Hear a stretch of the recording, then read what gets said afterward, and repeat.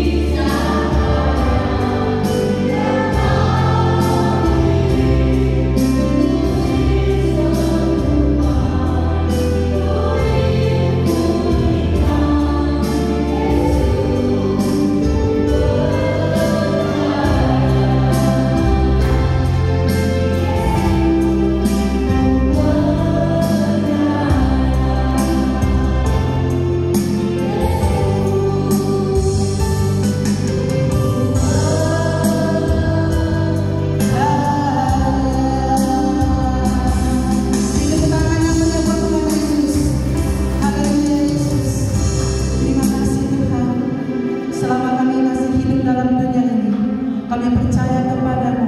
Maka mujizat-Mu masih ada Tuhan, kami rasakan di dalam kehidupan kami ya Bapa.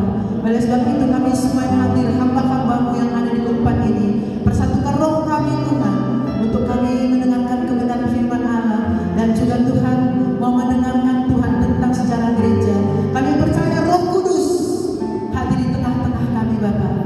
Kuduskan ruangan yang kami pakai Tuhan, kuduskan hati, pikiran, dan pendengaran kami. Kau percayakan hamba-Mu hari ini untuk menyampaikan kebenaran firman Allah. Urapi hamba-Mu secara khusus, sembunyikan di belakang salib-Mu ya Yesus, sehingga Engkau Roh Kudus yang berkata-kata berbicara lewat mulut lidah bibir hamba-Mu, sehingga kami semua diberkati Tuhan. Di dalam nama Tuhan Yesus kami mengucap syukur, haleluya, amin. Saya persilakan dulu Bapak Ibu Saudara.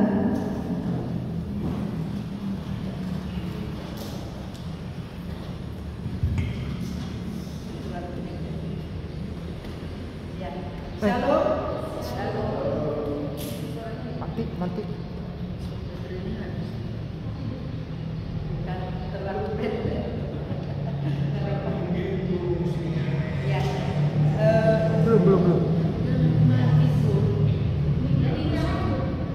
Mic-nya dinyalain. Coba tes.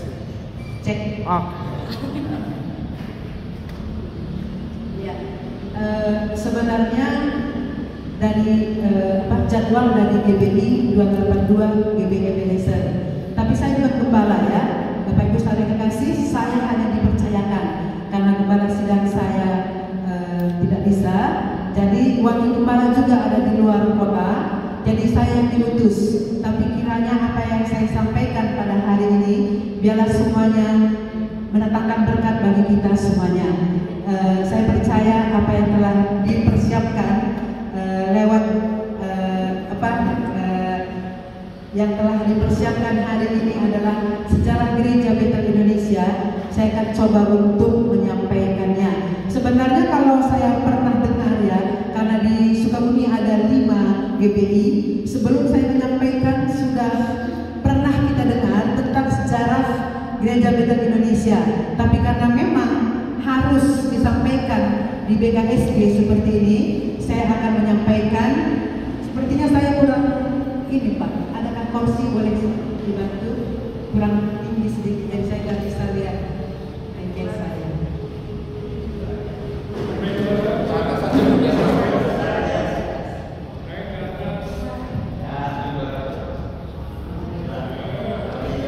Terima kasih buat semua bantuan yang pada saat ini ya. Puji nama Tuhan. Ya, saya telah sampaikan tadi bahwa saya akan menyampaikan sejarah gereja Betel Indonesia yang diberikan oleh gembala sidang saya untuk saya sampaikan di tempat ini. Mari kita sama-sama mengikutinya. Secara singkat, awal mula gereja Betel Indonesia dari gereja Betel Injil Sepenuh ataupun yang sudah kita kenal adalah GBIS. Ya, GBIS yang didirikan pada tanggal 21 Januari 1952 di Surabaya. Nah, Bapak Ibu Saudara, sebagai ketua badan pengurus di Jakarta atau disingkat dengan BB, pada saat itu diketuai oleh Pendeta Dr. H.L. Senduk. Ya. Dan pada tahun 1967, Badan Penghubung ataupun BP Jakarta dari BIS bekerja sama dengan COG ataupun Church of God, gereja Pantekosta tertua di salah satu yang terbesar di dunia pada waktu itu. Jadi ada kerjasama antara BIS dengan Church of God. Nah, jadi sehingga kerjasama ini akhirnya tidak disepakati oleh sebagian dari pendeta BIS karena ada perbedaan pendapat. Ada perbedaan pendapat pada waktu itu ya, karena ada bantuan. Yang menjadi masalah ketika GBIS menerima bantuan dari Church of God yang digunakan oleh BP Jakarta untuk membangun seminari Betel di Jakarta untuk untuk menjadi anak-anak muda supaya mereka juga bisa bersekolah di seminari. Nah, dan menjadi masalah ketika GBIS menerima bantuan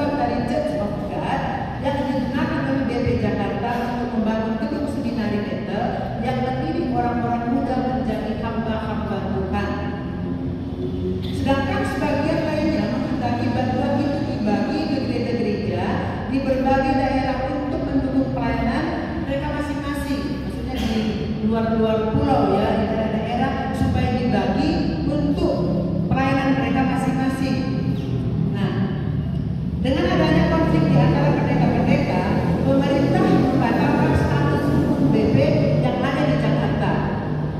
Ya, tetapi melalui intervensi Presiden, Menteri Agama akhirnya mengizinkan BP Jakarta mendirikan organisasi gereja yang baru. Oke, kelahiran GBI. Di akhir September 1970 dibentuklah Yayasan Gereja Betel Indonesia yang disingkat YGBI yang ada di Bandung, yang kemudian mengadakan fellowship para pendeta-pendeta. Jadi pendeta yang disetujui dengan prinsip BP Jakarta mengikuti fellowship yang diadakan di Bandung. Ya. Bapak Ibu saudara kekasih, tetapi ya sekarang sampai kepada kelahiran GBI ya. Di akhir September 1970 dibentuklah Yayasan Gereja Betel Indonesia yang disingkat saya katakan tadi YGBI yang ada di Bandung, yang kemudian mengatakan fellowship para pendeta-pendeta.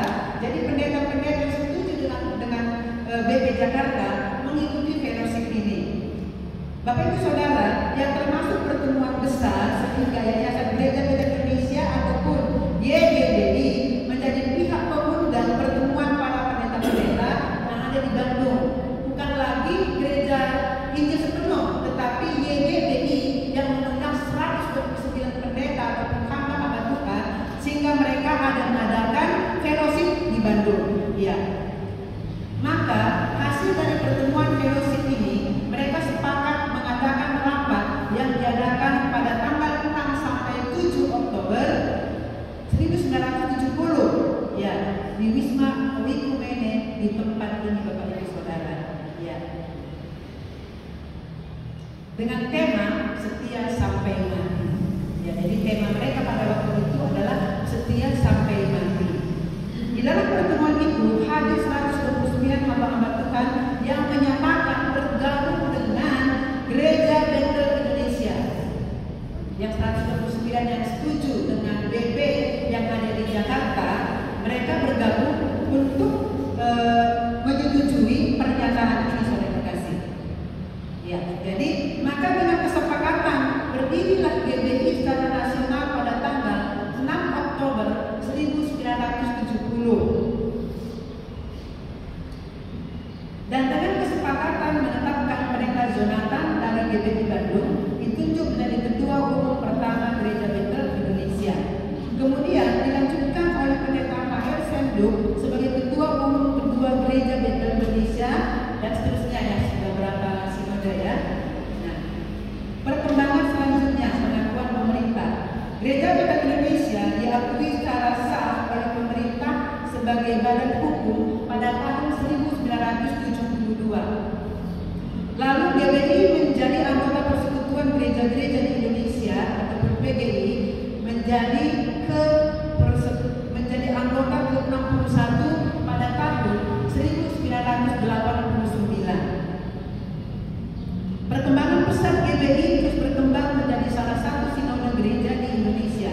Jadi terhitung pada tahun 2024, kini GBI telah berkembang pesat dengan 7.275 gereja lokal yang dilayani oleh 18.845 pejabat dan lebih dari 3,4 juta anggota jemaat di seluruh Indonesia dan 29 negara di dunia ini. Ya, oke saya lanjut ya. Lalu atas persetujuan pendeta-pendeta yang bergabung tadi 129 hamba-hamba Tuhan itu, disinilah berdiri pula GBI Indonesia. Tadi kan 6 Oktober lahirlah GBI di seluruh Indonesia sampai ke seluruh dunia ya kan. Tapi di sini setelah selesai hamba-hamba Tuhan bermufakat di Wikumene ini, saya nggak tahu persisnya di mana, apakah di sini apakah di bawah, saya juga nggak pahamnya. Setelah itu Bapak Ibu Saudara yang terkasih, dikatakan bahwa resmilah pula GBI Indonesia Sukabumi yang sekarang beralamat di Jalan Ahmad Yani nomor 282 Sukabumi. Jadi selesai mereka berfellowship di tempat ini, maka mereka bermufakat untuk mengadakan sebuah gereja, yaitu Gereja Betel Indonesia Ebenezer yang sekarang ada di Jalan Ahmad Yani 282 Sukabumi. Bapak Ibu Saudara dikasih, dengan demikian induk atau GBI pertama di seluruh Indonesia bahkan sampai ke dunia adalah di Gereja Kristen Indonesia Jalan Ahmad Yani 282 Sukabumi. Jadi kalau ditanya, kalau ada yang ditanya hamba Tuhan misalkan di mana pertama terjadi Gereja Kristen Indonesia, mereka pasti tahu yaitu di Sukabumi lahirnya GBI. Dan gereja pertama di Umumene lahirnya GBI, tapi gereja pertama Gereja Kristen Indonesia adalah di Jalan Ahmad Yani 282 Sukabumi. Beri tepuk tangan buat Tuhan. Haleluya. Bidang pelayanan GBI Ebenezer 282 sesuai visi dan misi gereja. Visi gereja yang sehat, kuat, bertumbuh dalam kedewasaan sehingga menjadi sama seperti Kristus. Ya, misinya yaitu mempersiapkan jemaat untuk mengalami pemulihan, pertumbuhan, dan dipersiapkan untuk menjadi berkat bukan saja di kota Sukabumi tapi di seluruh tanah air, saudara terkasih. Jadi ini yang dipersiapkan. Berikut ini struktur pemimpinan GBI Ebenezer 282. Kepala sidang Ibu Pendeta Titi Kristina yang dia berhalangan pada hari ini. Wakil Gembala Bapak Pendeta Udan Juan Stefanus yang sekarang ada dia di luar kota. Staf pastoral Ibu Pendeta Pratama Rosmana Kurma, saya sendiri. Ya. Pengerja Bapak Asmin Anissa, boleh berdiri Bapak Asmin? Ya.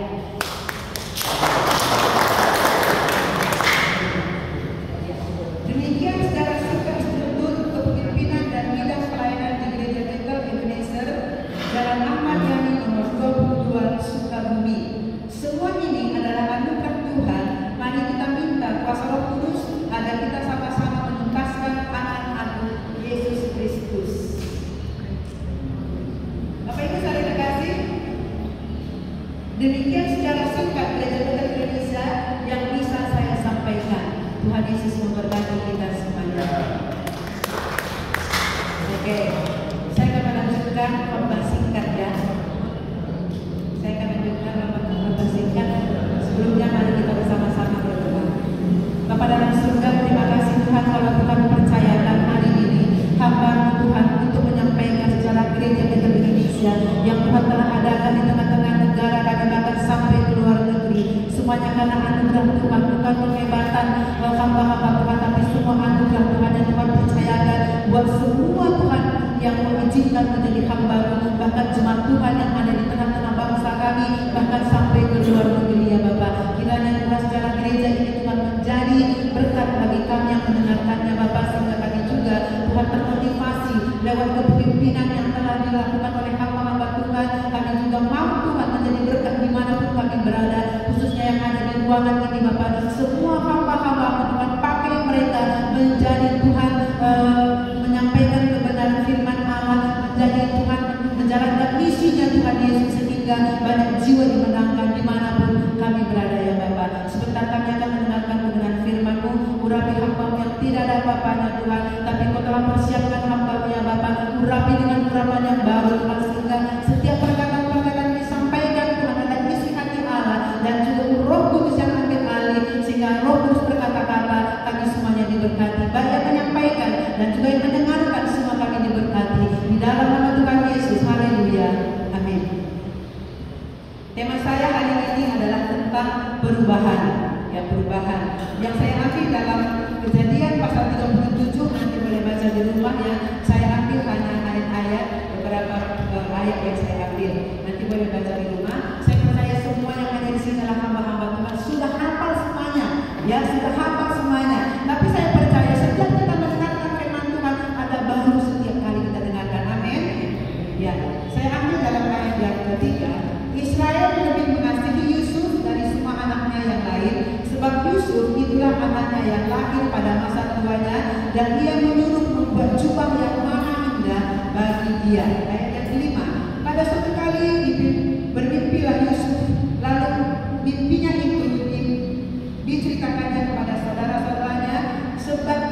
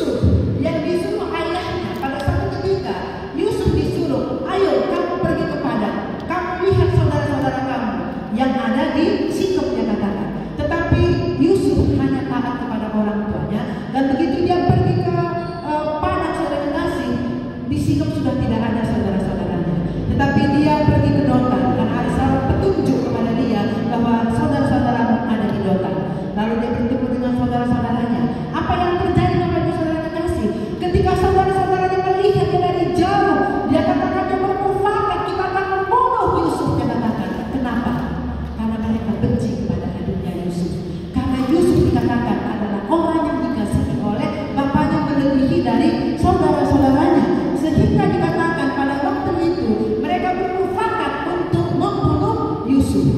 Tetapi saudara kasih, ini adalah proses bagi Yusuf supaya apa? Dia akan naik level. Satu ketika dia akan menjadi raja, saudara kasih, menjadi perdana menteri, saudara kasih. Sehingga di dalam firman Tuhan katakan, nanti boleh baca ayatnya saudaraku, bahwa dikatakan dia taat saja, dikatakan dia tidak berontak kepada saudara-saudaranya, saudara kekasih. Mengapa tidak berontak? Karena waktunya akan tiba, dia akan diangkat menjadi raja, saudara kekasih. Apa yang dikatakan? Apa yang diproses dalam kehidupan Yusuf? Dia dibuang, saudara kasih, ke sumur. Awal-awalnya dibuang oleh saudara-saudaranya ke sumur, saudara kekasih. Apakah dia berontak? Dia berontak, aku tak mau, dia berontak. Tidak, saudaraku. Mungkin dia menangis pada waktu itu. Dia di dalam sumur, saudaraku, dia menjerit kepada Tuhan, dia menangis. Dia tidak melihat orang tuanya lagi, saudara kekasih. Karena kita juga, saudara kekasih, masuk ke dalam sumur, saudaraku, artinya saudara-saudaranya menganggap dia tidak penting baginya, saudara kekasih. Yusuf ini tidak penting bagi kita, mari kita bunuh dia. Kita pun sering kali dianggap saudara-saudara kita tidak penting. Mungkin keluarga kita menganggap kita tidak penting karena kita belum punya apa-apa, saudara kekasih. Mungkin juga kita melayani di sebuah gereja, dan saudara kekasih, teman-teman seperti kita tidak menganggap kita penting karena apa? Kita belum punya skill, saudara kekasih, karena kita baru. Mereka tidak menganggap kita ada pentingnya, saudara kekasih. Demikian juga Yusuf, Bapak Ibu saudara kekasih. Tetapi Bapak Ibu saudara kekasih, kadang ini banyak gembala-gembala sidang di sini ya. Kadang-kadang jemaat tidak merasa penting gembalanya. Pernahkah saudara rasakan? Saya juga sebagai pendeta, saudara, kadang-kadang jemaat merasa sangat ada apa-apanya, saudara kekasih. Dia menganggap kita tuh apa sih gitu? Apakah kita sakit hati? Tidak. Karena kenapa? Disinilah tugas yang Tuhan sudah percayakan kepada kita, saudaraku. Demikian juga Yusuf, dia tidak berontak apa yang diperbuat oleh saudara-saudaranya kepada dia, saudara yang kekasih. Dan saudaraku, lalu Yusuf juga mau dibunuh, dikatakan disakiti oleh saudara-saudaranya. Kita juga sering disakiti oleh siapapun, saudara kekasih. Tetapi Bapak Ibu saudara, secara manusia kita ingin berontak, kita mau balas kejahatan mereka. Tetapi ketika kita mengenal Tuhan, ketika saudara jadi gembala dan jadi hamba Tuhan, Tuhan katakan, pembalasan bukan hakmu, kata Tuhan. Pembalasan adalah hak Tuhan. Jadi siapapun yang membuat kita sakit hati, saudara kasih, kita disakiti, saudara kekasih, kita tidak bisa membalas, saudaraku, karena pembalasan adalah hak Tuhan. Lalu Bapak Ibu saudara kekasih, Yusuf dijual ke Mesir. Artinya Mesir tidak ada orang-orang percaya di sana. Artinya apa, saudara kekasih? Yusuf dibawa ke Mesir, dibawa dalam kehidupan duniawi. Bagaimana kehidupan kita dalam Kristus? Bagaimana kehidupan kita di tengah-tengah dunia sebelum kita lahir baru, saudara kekasih? Sebelum kita lahir baru, bagaimana kehidupan kita, saudara kekasih? Itu pun tidak akan menyenangkan, saudaraku. Dan saudara kekasih, pada waktu juga Yusuf, saudara kekasih, dijual ke Mesir, ada masalah yang dia hadapi. Istri Potifar mempermainkan dia, saudara kekasih. Tetapi itu pun Yusuf tidak membalas. Dia hanya berserah kepada Tuhan. Bapak Ibu saudara kekasih, bukan saja itu, saudaraku. Yusuf juga dimasukkan ke dalam penjara. Di dalam penjara, dia menolong seseorang yang dikatakan adalah juru minuman, saudara. Dia katakan begini, nanti kalau memang kau diangkat jabatanmu, ingat aku.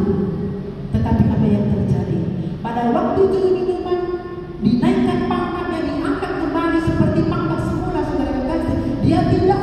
Dia melupakan Yusuf, saudara kekasih. Kita suka apa yang telah kita berikan kepada orang lain. Dia menyepelekan kita. Tetapi apapun yang terjadi, Bapak Ibu saudara kekasih, mari kita tetap mengandalkan Tuhan, saudara kekasih. Jangan mau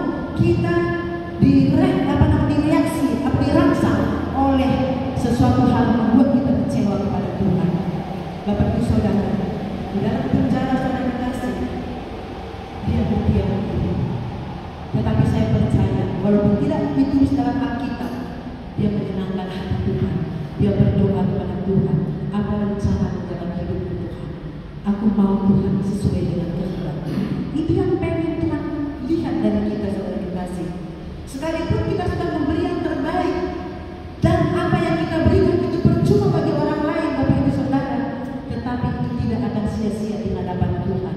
Tuhan melihat hati kita, Tuhan melihat pemberian kita, maka Tuhan akan yang memberkati dengan saudara dan saya berlimpah-limpah. Sebab apa yang kita berikan, Bapak Ibu Saudara, Tuhan tidak mau berhitung, Tuhan tidak mau berhutang. Jadi ketika kita memberi sedikit pun untuk orang lain atau untuk pekerjaan Tuhan, Tuhan akan berikan berlipat-lipat kali ganda untuk memberkati saudara. Apakah Yusuf pada waktu saudara-saudaranya setelah membuat kejahatan terhadap dia, apakah dia, saudara kasih, membalaskan kejahatan demi kejahatan kepada saudara-saudaranya? Pada waktu ayahnya meninggal, saudara kasih, saudara-saudaranya pada waktu itu sudah ketakutan, saudara. Jangan-jangan dia akan membunuh kita, dia katakan. Tetapi Bapak Ibu Saudara, malah firman Tuhan katakan di dalam Kejadian pasal 50 ayat 20 dikatakan, memang kamu telah melakukan yang tidak baik kepadaku, memang engkau telah melakukan yang jahat kepadaku, kata Yusuf. Tetapi Tuhan telah merencanakan yang terbaik bagi kita. Sehingga dia bisa memberi mereka makan, dia berikan makan, dia berikan mereka yang apa kebutuhan mereka, dia cukupkan semuanya. Kenapa? Karena Yusuf tidak dendam kepada saudara-saudaranya yang telah berbuat jahat terhadap dia. Bapak Ibu Saudara kekasih dalam nama Tuhan Yesus Kristus, Tuhan kita adalah Tuhan yang mengubahkan atau transformasikan kita, saudara kekasih. Ya, ada beberapa hal yang kita bahas di sini. Tadi tema saya perubahannya, ya ini masuk pada tema saudara. Yang pertama, Tuhan mengubahkan dari gelap menjadi terang. Tuhan mengubahkan kita dari kegelapan menjadi terang. Eklesia, Tuhan mengangkat dari kita dari yang tidak baik ataupun dari kejahatan kepada terangnya yang ajaib. Ya, mari kita baca di dalam Kejadian pasal 1 ayat 1 sampai 3. Kejadian pasal 1 ayat 1 sampai 3. Demikian bunyi firman Tuhan. Pada mulanya Allah menciptakan langit dan bumi. Ayat 2. Bumi belum berbentuk dan kosong, gelap gulita menutupi samudra raya, dan roh Allah melayang-layang di atas permukaan air. Ayat 3. Berfirmanlah Allah, jadilah terang, lalu terang itu jadi. Dikatakan di sini, bumi belum ada sesuatu hal masih kosong, belum berbentuk. Firman Tuhan katakan di sini, gelap gulita. Di dalam gelap, apakah kita bisa mengerjakan sesuatu? Kalau ini ditutup semuanya dengan kain hitam, Bapak Ibu Saudara kekasih, ketika pas dimatikan lampu, sepertinya kita itu sudah gegabah. Di mana pintu keluar, di mana jendela kita sudah tidak tahu. Tetapi kalau sudah 2-3 menit ataupun sudah 4-5 menit, saudara kekasih, ada sedikit mungkin dari ventilasi kelihatan sinar, saudara kekasih. Kita sudah mulai tenang dan kita sudah meraba-raba di mana pintu keluar. Tetapi dikatakan di sini, bumi masih gelap, kosong, gelap gulita. Kalau sudah gelap gulita, saudara kekasih, di tempat yang gelap kita tidak bisa mengerjakan sesuatu, saudara kekasih. Mungkin bisa kita kerjakan, tetapi tidak maksimal. Tapi di tempat terang, segala sesuatu kita bisa mengerjakan. 1 Yohanes pasal 1 ayat 5 berkata begini, dan inilah berita yang telah kami dengar dari Dia, dan yang kami sampaikan kepada kamu, Allah adalah terang, dan di dalam Dia sama sekali tidak ada kegelapan. Di dalam Yesus tidak ada kegelapan, firman Tuhan katakan. Tuhan adalah terang, firman Tuhan katakan. Jadi di dalam Tuhan tidak ada kegelapan. Kita mau mengikuti terang daripada Tuhan Yesus. Kita mau menjadi terang di tengah-tengah dunia yang gelap ini, Bapak Ibu Saudara kekasih. Yohanes pasal 8 ayat 12. Maka Yesus berkata pula kepada orang banyak itu, katanya, akulah terang dunia, barang siapa mengikuti aku, ia tidak berjalan dalam kegelapan. Lalu kita katakan, aku mau berubah. saudara, kita nggak bisa berubah. Perubahan tetap aja seperti yang semula. Nggak ada perubahan di dalam Kristus karena kita tidak ada di dalam terang Kristus. Oleh sebab itu, Tuhan mau supaya kita ada di dalam terangnya Kristus. Tuhan mau supaya kita ada dalam kebenaran firman-Nya. Karena firman itu adalah terang. Jadi kita harus masuk ke dalam terang itu, Bapak Ibu Saudara yang dikasihi. Alkitab berkata, firman itu pelita bagi kakiku dan terang bagi jalanku. Lagu sekolah minggu itu ya. Firman itu terang bagi jalan kita. Jadi kalau kita berjalan tanpa firman, gelaplah perjalanan kita, Bapak Ibu. Kalau kita berjalan tanpa Yesus, tanpa firman, maka gelaplah perjalanan saudara dan saya. Oleh sebab itu, kita sangat penting berjalan sesuai dengan firman Tuhan. Jadi kalau kita mau berubah, mau bertumbuh saudara kekasih, maka kita harus di dalam terang itu, saudara kekasih. Harus ada di dalam terang. Tanpa terang itu kita tidak akan bisa bersama-sama melakukan kebenaran firman Tuhan. Sebab Alkitab berkata, firman itu adalah terang bagi kita. Jadi kita harus hidup di dalam terangnya Tuhan. Yang kedua, Tuhan mengubahkan yang kacau balau menjadi baik. Tadi firman Tuhan katakan kacau balau. Bukan kacau saja, ada balaunya. Jadi kacau balau ya sudah sangat ruwet ya, ribet gitu. Nah, Kejadian 1 ayat 2 mengatakan bumi kacau balau, belum terbentuk dikatakan.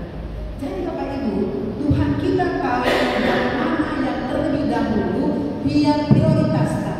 Bukan dia harus melakukan, melemparkan ataupun melepaskan kacau balau dari dunia, tapi apa yang Dia pertama buat adalah terang. Tanpa terang semuanya kacau balau. Tapi kalau ada terang, kacau balau bisa diusirkan. Nah, jadi di sini dikatakan bahwa Tuhan menciptakan terang terlebih dahulu. Tuhan menciptakan terang terlebih dahulu. Setelah terang jadi, setelah terang ada, setelah Tuhan berfirman jadilah terang, maka Dia akan usirkan yang kacau balau itu. Kita tahu di tengah-tengah dunia banyak masalah pergumulan.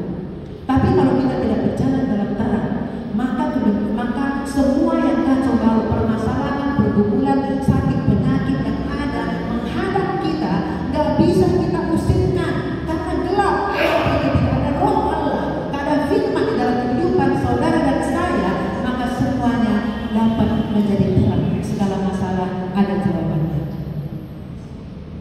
Dan Bapak Ibu saudara kasih, mungkin juga kita sebagai hamba-hamba Tuhan banyak tantangan yang kita hadapi dalam pelayanan kita, Bapak Ibu saudara kasih. Banyak kekacauan yang kita alami menghadapi jemaat, menghadapi orang-orang di luar sana. Apa kata orang kalau kita ada sesuatu hal dalam gereja kita? Apa kata orang kalau kita buat perubahan dalam gereja kita? Semuanya menjadi masalah. Tetapi yang satu hal, Bapak Ibu saudara kasih, terang itu menyelimuti gereja kita masing-masing, dalam pelayanan kita masing-masing, sehingga apapun kata orang, Bapak Ibu saudara kasih, sebagai gembala sidang, kita harus memimpin jemaat sesuai dengan program gereja kita masing-masing. Di dalam gereja saya, pada waktu dibuat sebuah perubahan, itu banyak orang yang keluar, jujur, karena mereka tidak mau dalam perubahan itu. Banyak yang meninggalkan gereja GTI 282, pindah ke gereja ABCD, saya tak usah sebut namanya. Tetapi Bapak Ibu saudara kasih, dalam semua perubahan yang dilakukan oleh gembala sidang kami, Bapak Ibu saudara kasih, itu membuat semua pelayan-pelayan menjadi disiplin. Jadi ada baiknya, ada plus-plusnya sebenarnya. Cuma kan ada yang keluar, tapi di dalam para pelayan merasa bersyukur mereka didisiplin. Tetapi Bapak Ibu saudara kasih, seringkali gembala-gembala sidang, kalau sekarang saya sudah tidak dengar ya. Kalau dulu si A pindah ke gereja B, si B pindah ke gereja C, si Z pindah ke gereja saya. Ada beberapa hamba-hamba Tuhan mengeluh saudara kekasih.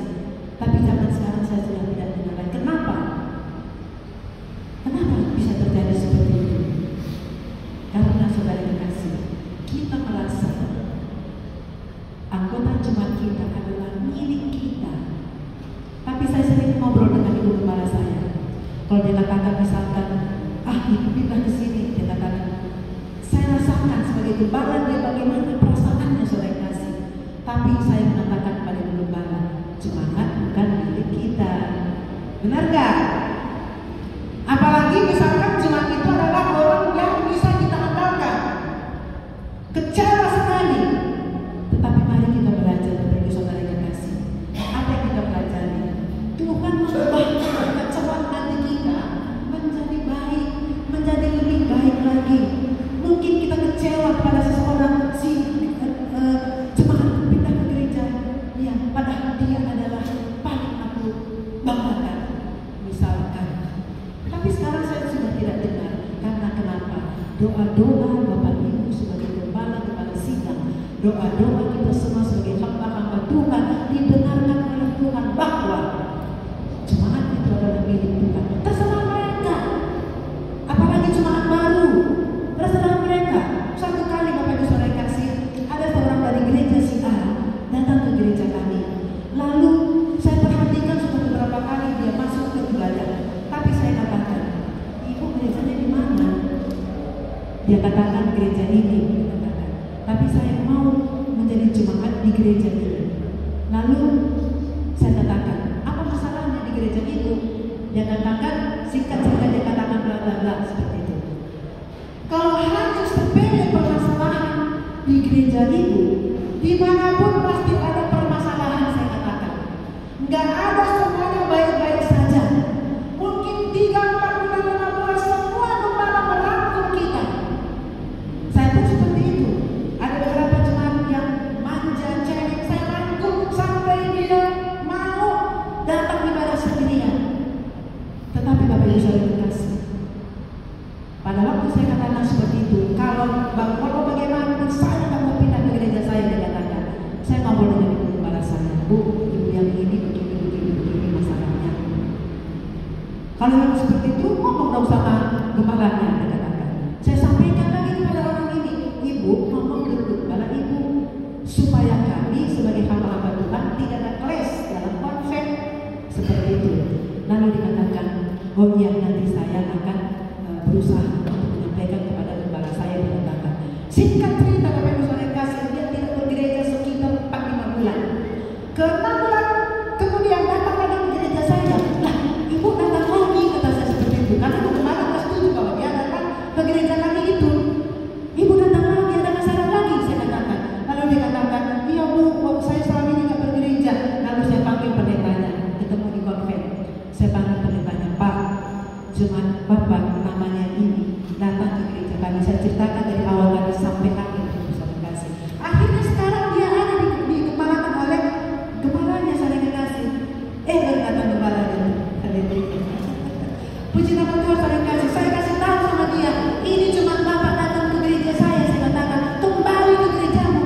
Kembali sekarang ke gerejanya Bapak saudara kasih. Jadi ini saudara kasih. Kalau bukan jemaat kita datang ke gereja kita, jangan bangga nanti bawa masalah di gereja saudara, percaya deh. Pasti bawa masalah. Tinggal nunggu waktu. Kalau ada perubahan, kalau kita mau ada perubahan dalam gereja kita, mari jangan seragam. Nggak apa-apa. Cuma kita hanya 200, gembala hanya 200 orang itu saudara. Jemaat saudara ada 50 orang, gembala hanya 50 orang dengan baik. Makanya dulu dikatakan dia curi domba saya, dikatakan dengar nggak dulu semua gembala sidang disuka mendengar itu. Dia curi domba saya, dia curi domba saya. Emang siapa? Ya kan? Nah, tapi Bapak Ibu saudara kasih, mari kita belajar. Ada satu perubahan di dalam diri kita, cara kita berpikir supaya tidak ada konflik antara pendeta-pendeta di tempat ini. Alangkah sedihnya kalau gereja kami mencuri gereja domba Pak Kris, terus ketemu di konven, kami kok si Pak Kris mencuri domba saya, kok Ibu Titin mencuri domba saya. Ngapain? Umur kita berapa Bapak Ibu saudara kasih? 70 hanya sampai 80 tahun. Percuma curi domba, biarkan mereka yang memilih. Tapi kalau masih boleh, sadarkan mereka. Kalau boleh kembali ke gerejamu, supaya tidak ada konflik antara pendeta. Sakit hatinya di sini kata gembala. Kalau saya kan bukan gembala, tapi saya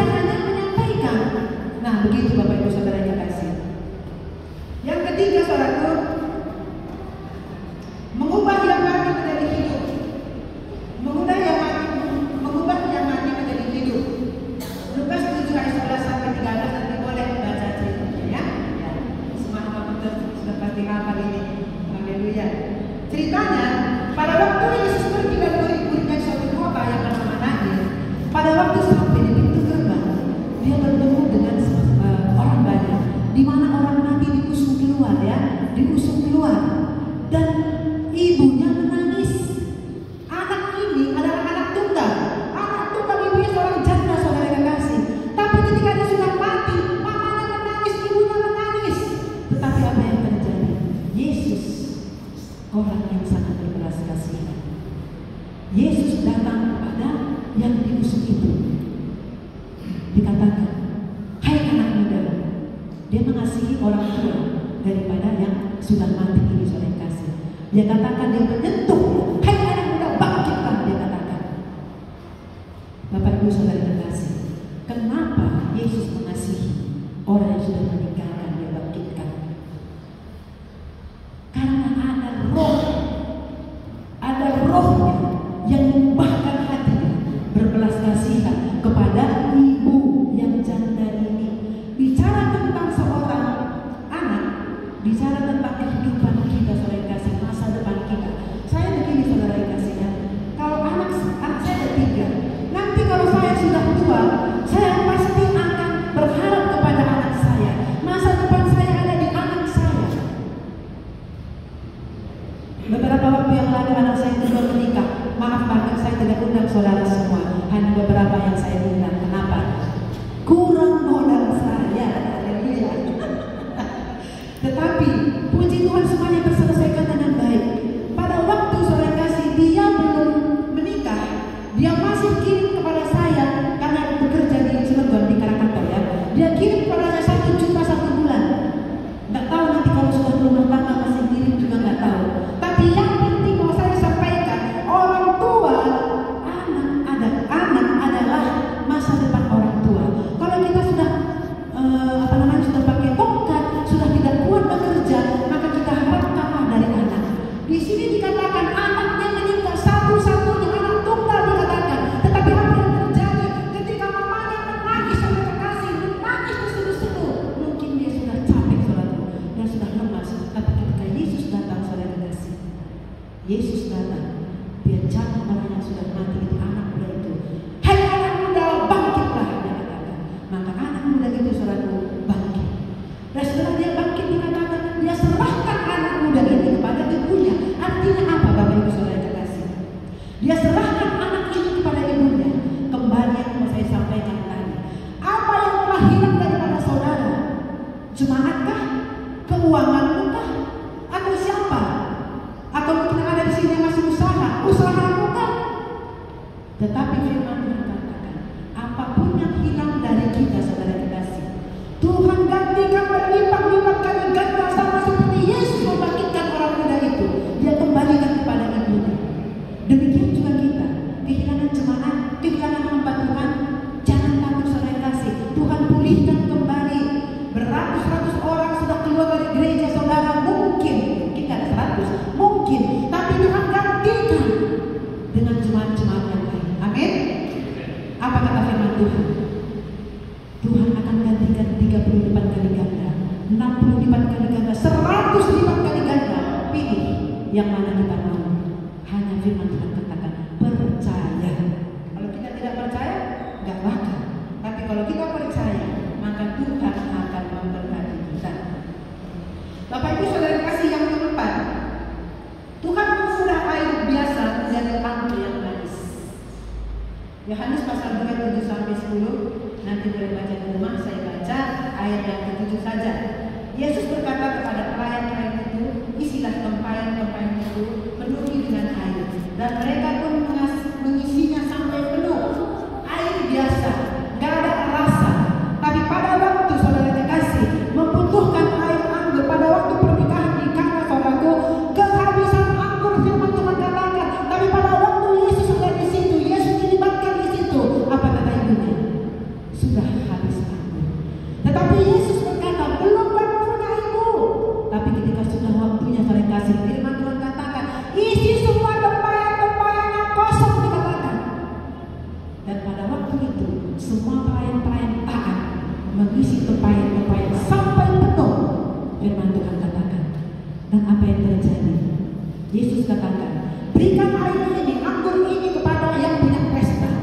Dia membawa lagi kepada yang punya pesta, saudara kekasih. Dan setelah dia bawa kepada yang punya pesta, saudara, disitulah terjadi mujizat. Coba kalau disuruh sama Tuhan, nih bawa kepada tempat ibu yang punya pesta, dia diam saja, atau dia bagi kepada jemaat-jemaat yang ada di situ, undangan yang ada di situ, saudara kekasih. Mujizat tidak akan terjadi, tapi karena dia taat, saudara kekasih, mau datang kepada yang punya pesta, disitulah mujizat terjadi, saudara kekasih. Jadi di sini perlu ketaatan. Penting sekali kita ketaatan. Tanpa ketaatan tidak akan terjadi mujizat. Kalau kita melakukan semuanya, saudara kekasih, ketaatan yang kita lakukan, saudara, maka di sini firman Tuhan katakan terjadi mujizat. Mujizat akan terjadi. Jadi saudara kekasih, sekecil apapun permasalahan kita sebagai hamba-hamba Tuhan, yang sudah saya sampaikan tadi, mungkin banyak masalah dengan pelayan-pelayan, mungkin dengan jemaat, tapi kalau kita menyerahkan Tuhan Yesus hadir dalam permasalahan kita, sama seperti pernikahan di Kana, saudara kekasih, ada masalah, aku habis, tetapi dia undang Yesus. Demikian juga kita, apapun permasalahan di dalam jemaat kita ataupun pelayan-pelayan kita, maka saya percaya ketika Yesus hadir, saudaraku, air biasa bisa diubahkan Tuhan menjadi anggur yang manis. Saya percaya Bapak Ibu saudara kekasih, setiap kita banyak tantangan yang kita alami lewat jemaat kita. Kalau di gereja saya seperti itu, yang suka bentrok adalah sesama pelayan, bukannya sesama jemaat. Lucu kan? Yang bentrok itu pelayan sama pelayan. Jadi kalau pelayan sama pelayan sudah bentrok, susah itu gembala untuk menyelesaikannya. Seharusnya pelayan itu mendukung, saling mendukung, tetapi saling ribut. Tetapi sekarang sudah tidak lagi seperti itu. Karena kenapa? Ada wakil gembala kami adalah Bapak Pendeta Muda Juan Stefanus. Dia buat perubahan. Yang saya katakan tadi, banyak anggota gereja kami pergi ke jemaat-jemaat gereja orang lain, tetangga, tetapi tetap dilakukan perubahan itu, maka ada kedisiplinan. Itu saudara kekasih. Jadi perlu juga kita disiplin. Bukan kita pengen perubahan, tapi nggak disiplin. Ya. Jadi kalau kami itu ada doa malam, doa ini apa namanya, doa pelayan. Siapa yang tidak ikut doa pelayan, nggak boleh melayani. Nah ini yang bentrok nih kadang-kadang nih. Oh aku nggak bisa, aku ada kerjaan, aku di luar kota, bla bla bla, banyak alasan. Tapi saya lihat Bapak Pendeta Juan saya kasih tegas, yang tidak ikut doa pelayan nggak usah melayani. Makanya gereja kami nggak pernah undang dari gereja mana-mana untuk melayani, baik musik, baik WL, baik apa, nggak pernah. Karena menurut Bapak Pendeta John itu tidak tunduk kepada otoritas yang ada di dalam. Jadi itu. Nah, oleh sebab itu Bapak Ibu saudara kekasih, mari semua kita sebagai hamba Tuhan, bila kita dapat menemukan kebenaran firman Tuhan, Tuhan dapat mengubah dari yang tidak baik menjadi baik. Tuhan dapat mengubah dari kekacauan menjadi yang baik, saudara kekasih. Saya katakan tadi bahwa disuruh Tuhan mereka taat. Cedoklah dan bawa kepada pemimpin pesta, dia taat. Kita harus taat sebagai gembala, juga harus taat kepada atasan kita. Ada BPD, ada apa lagi? BPD, ya kan? Harus taat dan tunduk. Gak bisa sesuka-suka hati kita, walaupun kita otonom di dalam gereja kita, ada di atas kita. Amin. Haleluya. Bapak Ibu saudara kekasih dalam nama Tuhan Yesus Kristus, bagaimana kalau mereka tidak membawanya kepada pemimpin, mujizat tidak akan terjadi yang telah saya sampaikan. Artinya diubah menjadi anggur, air diubah menjadi anggur, dari kehampaan menjadi kelimpahan, kosong menjadi berlimpah-limpah. Habis anggur, ada mujizat menjadi berlimpah-limpah. Dari hidup yang lama kita dirubah menjadi hidup yang baru. Kalau kita mau taat, mau disiplin. Kalau kita tidak mau disiplin, kita tidak akan berubah.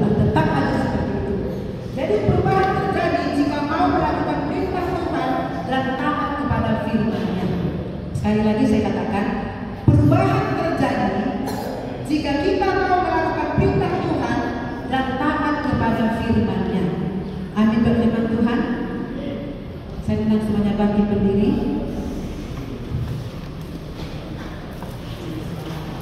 Kita berdoa untuk kebenaran firman Tuhan dan saya minta Bapak Pendeta Psikolog untuk berdoa buat firman Tuhan.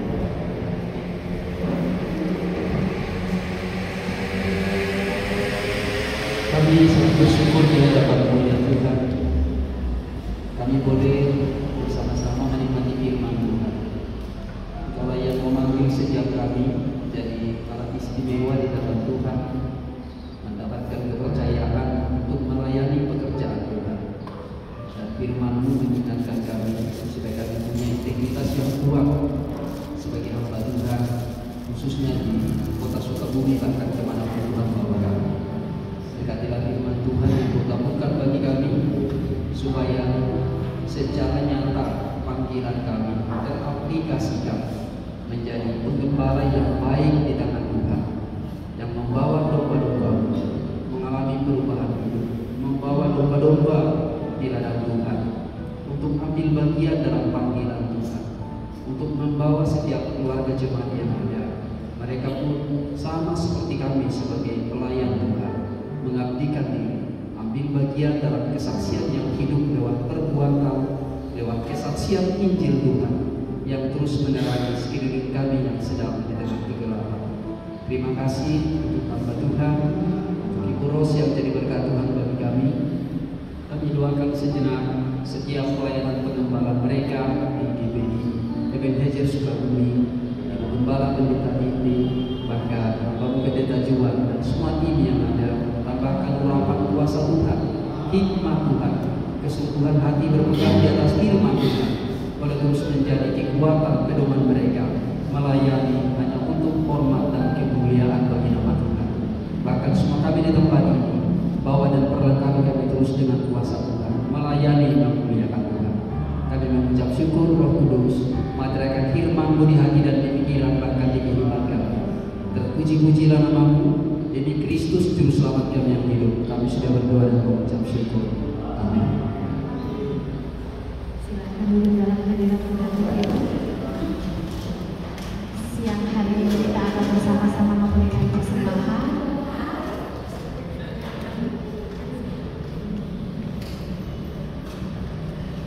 Kita akan persiapkan persembahan kita. Kita mau berdoa. Bapa di dalam nama Yesus, terima kasih. Siang hari ini kami akan memberikan persembahan Tuhan. Kami percaya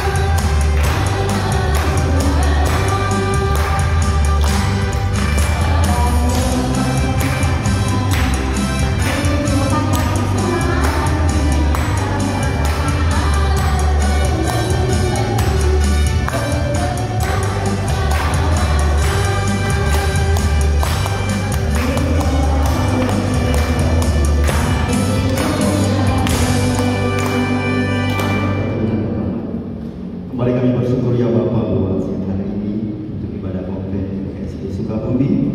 Terima kasih buat kesempatan yang Kau berikan bagi kami. Terima kasih buat semua yang telah mengambil bagian dalam pelayanan untuk GBI ayat 282. Kau memberkati ya Tuhan untuk semua yang telah mengambil bagian juga. Jadi tuan rumah juga untuk hari ini untuk GKKI, Tuhan berkati. Berkati ketua BKSG dan seluruh pengurus yang ada Tuhan, biar semua boleh berjalan dengan baik. Kami berdoa buat bangsa kami Indonesia. Biarlah bangsa kami menjadi bangsa yang diselamatkan, damai sejahtera terjadi atas Indonesia. Kami tahu bangsa kami adalah bangsa yang besar. Kami merindukan keselamatan terjadi atas Indonesia. Kami berdoa buat situasi yang terjadi hari-hari ini, banyak hal yang tidak menyenangkan buat setiap kami. Jadikan kami orang-orang percaya yang mengawali bangsa ini dan perjalanan bangsa ini menuju kepada hal yang lebih baik karena kuasa doa daripada orang-orang benar. Jauhkan bangsa kami dari segala ancaman-ancaman teroris baik dari luar negeri, dari dalam negeri, ancaman dari bencana alam ya Tuhan. Kami berdoa juga untuk perekonomian bangsa kami biar lebih baik terjadi. Berkati investor-investor atas bangsa kami baik luar negeri bahkan dalam negeri. Kami berdoa buat pemerintahan bangsa kami, Pak Prabowo dan Pak Gibran dalam memimpin bangsa ini, karena kami tahu tidak ada pemimpin yang tidak berasal daripada Allah. Walaupun banyak tantangan yang diperhadapkan kepadanya, kami terus berdoa untuk memberkati pemerintahan kami.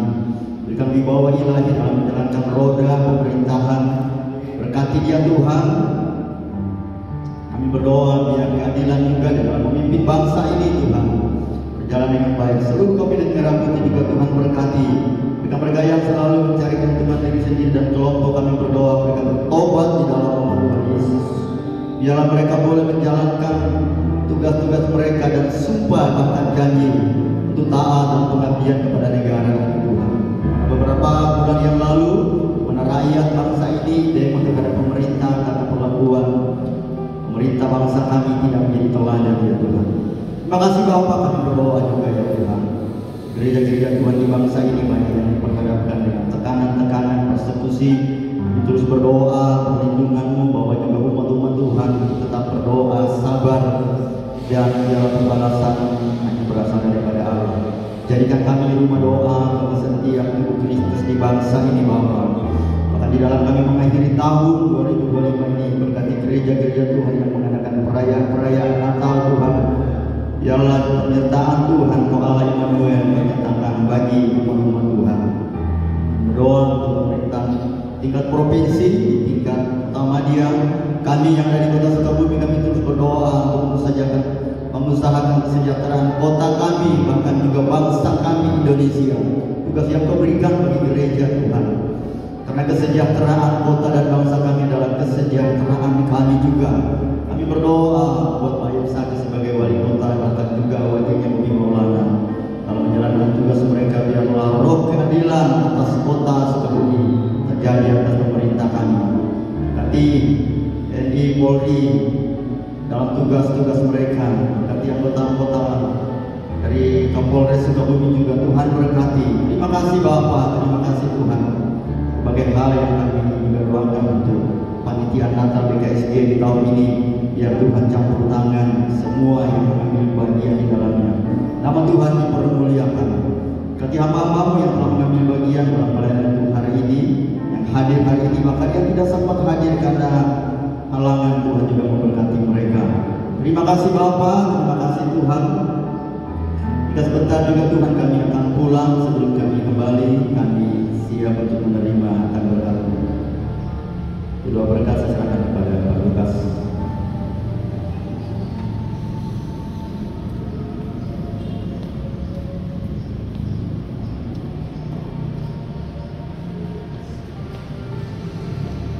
Kiranya berkat, damai, sejahtera, sukacita Yesus Kristus, kasih harapan Bapa, sepenuh Roh Kudus, kasih-Nya, kuasa-Nya menyertai-Mu hari ini sampai selama-lamanya.